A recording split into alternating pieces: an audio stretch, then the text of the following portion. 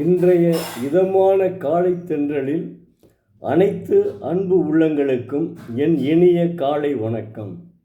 இன்று ஒரு குறள். அதிகாரம் 29, கல்லாமை திருடாமை. 284.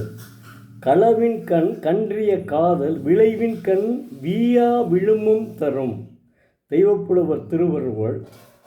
பிறர் பொருளை வஞ்சித்து கோடற்கண்ணே மிக்க வேட்கை அப்பொழுது இனிது போல தோன்றி தான் பயன் கொடுக்கும் பொழுது தொலையாத இடும்பையை கொடுக்கும் என்கிறார். இடும்பை என்றால் துன்பம், துன்பத்தை கொடுக்கும் என்கிறார். அதாவது தீராத துன்பத்தை அடையாமல் போக மாட்டார்கள். களவினிடத்து கொள்ளும் மிகுந்த விருப்பம் அது விளைந்து பயனளிக்கும் போது தொலையாத துன்பத்தை தரும் என்கிறார். அதாவது கள்வர்கள் பெரும் துன்பத்திற்கு ஆளாகித்தான் அவர்கள் வாழ்க்கை முடியும்.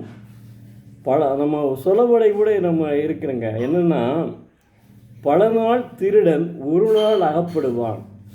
திருடி பிழைத்து விட்டால் அவனுக்கு உழைத்து வாழ வேண்டும் என்ற ஒரு எண்ணமே வராது. அதனால் எப்போதாவது அவன் பிடிபட்டு அதனாலே அவன் மிகப்பெரிய துன்பத்திற்கு ஆளாக நேரிடும். அதாவது இடும்பை என்றால் துன்பம் என்க. அதை தெய்வப்புலவர்கள் இடும்பைனா துன்பம். துன்பம் மிகப்பெரிய துன்பத்திற்கு ஆளாகி அவன் அவன் களவாடிய பொருள்கள் நல்ல அவனுக்கு விளைபொருளாக வரும் பொழுது அவன் மிகப்பெரிய துன்பத்திற்கு ஆளாகி வாழ்க்கையை முடித்து கொள்ளக்கூடிய தருணம் ஏற்படும். இதுதான் உண்மைங்க. நான் ஒருவரை பார்த்துருக்கிறேன். அவர் என்னென்னா 8வது வரையும் நல்லா படித்தாருங்க. 8வதுக்கு பின்னாடி அவர் படிக்கவே விரும்பலை. என்னடா ஒன்றுமே தெரியல, நல்லா தான் படிச்சுட்டு இருந்தான்னு நினச்சி பார்த்தா எப்படியோ ஒரு நட்பு கிடச்சிருக்கு. அவன்கிட்ட சேர்ந்து ஏதோ திருடி இருக்கான். திருடி அந்த பணத்தை அப்படி வந்ததுனால அவன் குடும்பத்தையே உதறிவிட்டு அவன் அந்த திருட்டு தொழிலுக்கே போய்விட்டானுங்க. நான் பார்த்தது உண்மைங்க. இது உண்மை சம்பவம், பொய் கிடையாது. உடனே என்ன செஞ்சானா, ஆனால் அவனை மற்றவங்கெல்லாம் இவனை பக்கத்தில் எப்படி விட்டுறாதீங்க, இவன் திருடிடுவான் அப்படின்னு சொல்லி பேர் ஆகிப்போச்சு. எத்தனையோ தடவை போலீஸில் மாட்டி அடிலாம் வாங்கியிருக்கான். கடைசியில் பார்த்தீங்கன்னா ஒரு 35 வயசு இருக்கும், 35-40 வயசு இருக்குன்னு நினைக்கிறேன். 35 வயசு தான் இருக்கும். அப்போ அவன் இது மாதிரி ஏதோ ஒரு திருடில் அகப்பட்டுக்கிட்டு போலீஸில் அடைபட்டு ஆளே பெருந்துன்பத்துக்கு ஆளாகி அவன் திருமணமும் பண்ணவில்லை. கடைசி வரையும் அவன் இறந்தே போயிட்டான். இப்போ நவ் இஸ் நோ மோர். அவன் இறந்தே போயிட்டான். அதை நம்ம கண் முன்னாடியே பார்க்குறோம் பாருங்கள். அதை தான் வாழ்க்கையில் தெய்வப்புலவர் 2000 ஆண்டுகளுக்கு முன்பு சொன்னதை நம் கண் முன்னாடியே பார்க்கிறோம். காரணம், அவன் திருடி பிழைத்து கொண்டதால் அவனுக்கு உழைத்து வாழ வேண்டும் என்ற ஒரு எண்ணமே ஏற்படாதுங்க.